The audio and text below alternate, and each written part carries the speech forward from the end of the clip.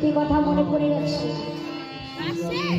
তাই মনে মনে চিন্তা করছে নরমুরলি বাজো না একটিবার রাধা রাধা বলে বেঁচে ওঠো। মুরলি মুরলি মুরলি মুরলি মুরলি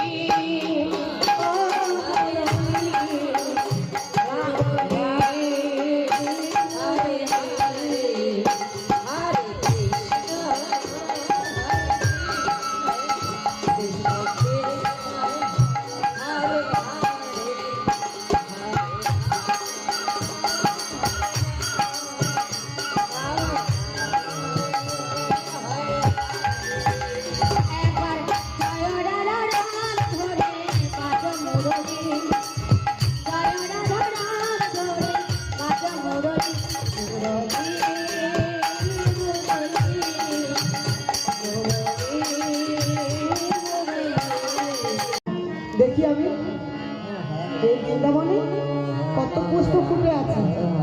দেখি আমি এই কদমতলা ডালে বসে মুরলি ধ্বনি করি, দেখি আমার সতী আমাকে ভালোবাসে নাকি আসে। মনে মনে চিন্তা করছেন আমি যে কথা দিয়েছিলাম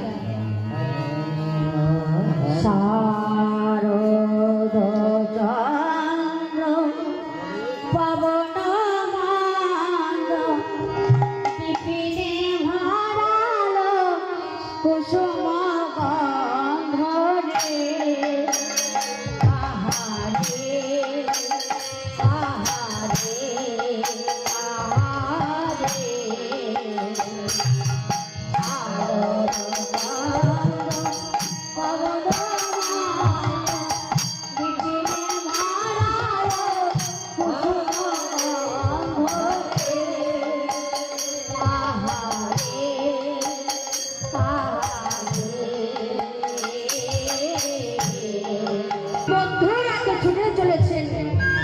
বৃন্দাবনের পথে, তাই যে অবস্থায় ছিল ছুটে চলেছে।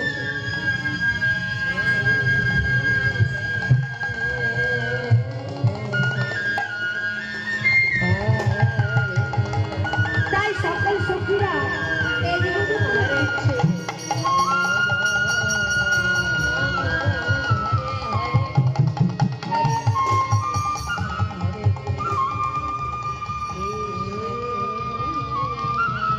এই সখী শোন শোন, আমরা যে বংশীধ্বনি শ্রবণ করে এই মধ্যরাতে নিজপতি ছেলেরা ওই বদ্ধকে তো দেখছি না সখী। তাই তো সখী আমরা যে সবাই এলাম, বন্ধু কোথায়? চল না একবার ভালো করে খুঁজে দেখি। বেশ সখী চল আমরা সবাই মিলে একবার খুঁজে দেখি, হয়তো আমাদের আসতে দেরি দেখে কোথাও লুকিয়ে আছে। ওমা আমার গোবিন্দ চরণ দেখে যা লীলালতা সৌভাগ্য মানব জন্তু তাহা কোনো বিশ্বব্রহ্মাণ্ডে আছে সর্বদাই মাথায় নেই। বন্ধু চরণ দিলে বাবার আশা প্রতিনিধি মানবী সবাই। তাই আমার মনে হয় আমাদের বন্ধু আমাদের আসতে দেরি দেখে এই পথেই গেছে। চল আমরা সবাই মিলে একটিবার এই পথ ধরে যাই।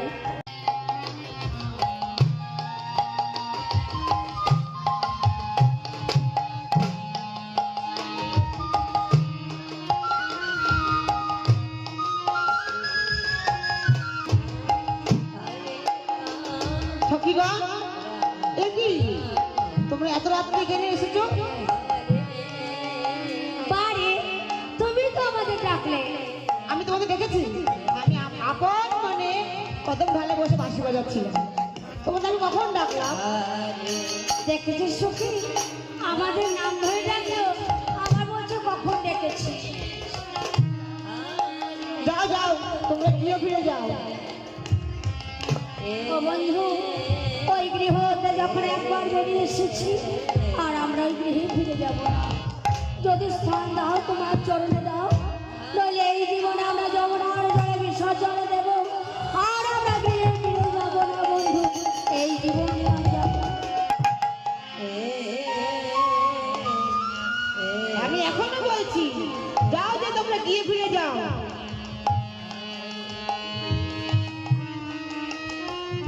তাই শ্রীমতী রাধারানী আর সরস্বতীগণ আজ বন্ধু চরণে স্থান দেয়নি। কুলোটা ব্যভিচারিণী বলে বলছেন, নিজ প্রতি সেবা করলে জগৎপতি পাওয়া যায়, আগে নিজ প্রতি সেবা করো তারপর আমার সেবা করবে। কিন্তু সখীগণ বলছিল, বন্ধু আমরা যখন ওই গৃহ হতে একবার বেরিয়ে এসেছি আমরা ওই গৃহে ফিরে আর যাবো না। যদি স্থান দাও তোমার চরণ দাও, তাহলে এই জীবন আমরা নদীর জলে বিসর্জন দেব।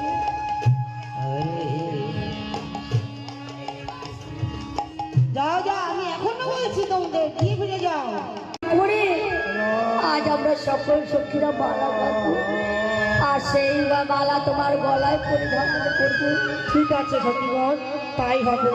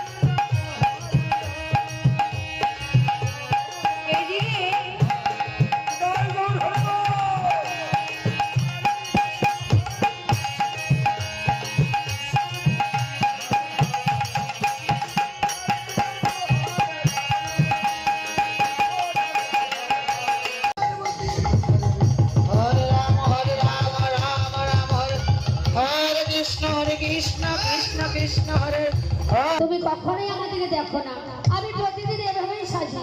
হরে রাম আচ্ছা, আমার বড় সন্দেহ হচ্ছে, তুমি কৃষ্ণ কৃষ্ণ। তুমি কোথায় যাবে বলো পার্বতী?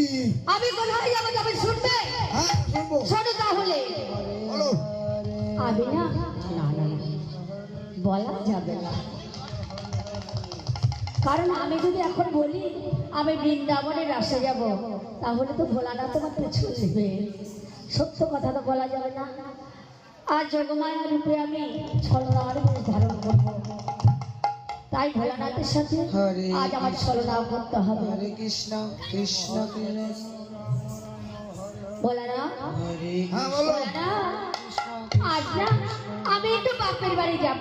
হরে রাম তুমি বাপের বাড়ি যাবে? হ্যাঁ আমি বাপের বাড়ি যাচ্ছি, কেমন? তাহলে আমি যাবো আমার। ভোলানাথ, ভোলানাথ, আরে পার্বতী তাড়াতাড়ি যাও, ওই আর করতেছি না। ও তুমি থাকতে পারছো না? বেশ বেশ বেশ, এই দেখো না আমি আজ নিজে হাসতে কেমন সুন্দর করে সিদ্ধি বানিয়েছি, সেবা করুন।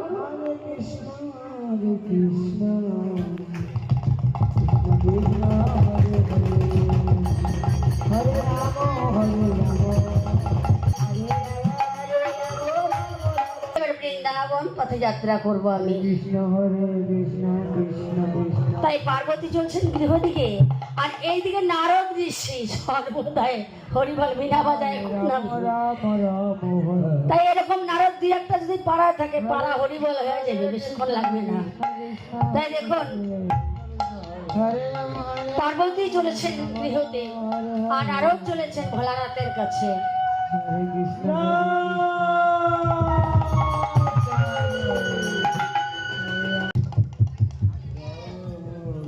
হরে কৃষ্ণ কৃষ্ণ কৃষ্ণ হরে হরে, হরে রাম রাম রাম হরে হরে। কোনো খবর টবর আছে কি?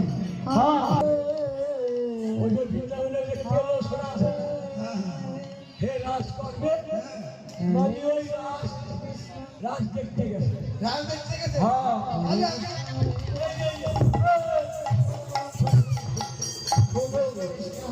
আচ্ছা বুদ্ধি ফুরিয়ে ভাই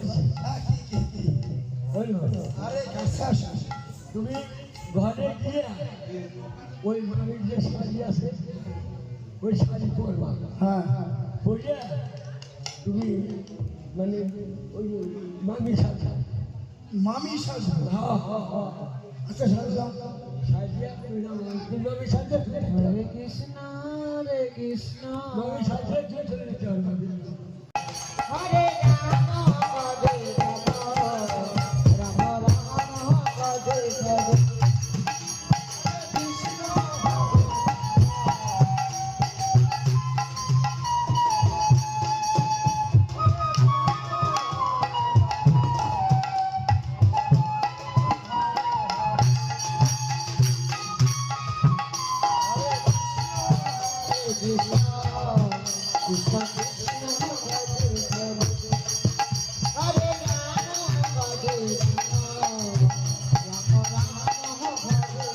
এক দুই তিন চার পাঁচ ছয় সাত আট নয় ওসব কি নজর হচ্ছে কেন আমরা আশ্বাসকে এসেছি তো নজর হচ্ছে না যে 9 জন। হ্যাঁ তোমার নাম কি? তোমার বদন খানিটা দেখাও, রাম রাম আর না দেখাও তো বলো তুমি কোন গোপী? আমি এই সেই শ্বেত কবি শ্বেত গোপী, তাই বলো বন্ধু। এ হচ্ছে শ্বেত গোপী। শ্বেত মানে সাদা আর সাদাকে ভোলানাথ, পরম সুন্দর দেখতে, তাই তো বদন দেখায় না। কিন্তু ভোলানাথ, তুমি যে ধরা পড়ে গেছো যোগমায়ার কাছে, আজ যে তোমার আর আসে যাওয়া চলবে না। তোমার বদন খেয়ে বা দেখাও, তুমি যে ধরা পড়ে গেছো। ওঠো ওঠো ভোলানাথ। বলে বলে ভোলা না তুমি কেন এসেছো? তোমার মধ্যে যে কাম আছে, এই কাম নিয়ে রাসমঞ্চে আসা যায় না। আমি কবে তোমাকে দর্শন পাবো? তখন তুমি এই রাস কিঞ্চিত মাত্র দর্শন করতে পারবে। সেই রাস হবে ভাঙ্গা রাস। নিতাই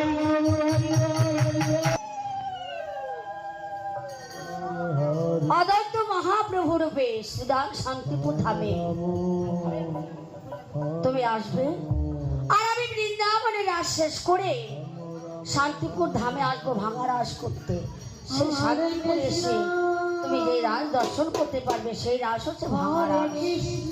অদন্ত মহাপ্রভু রূপে তুমি কিঞ্চিত মাত্রা দর্শন করতে পারবে।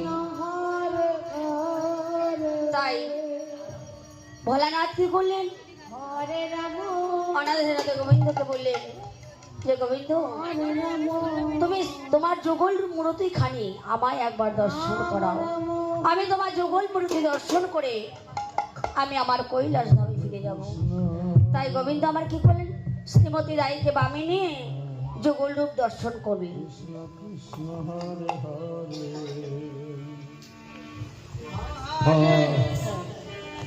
হরে কৃষ্ণ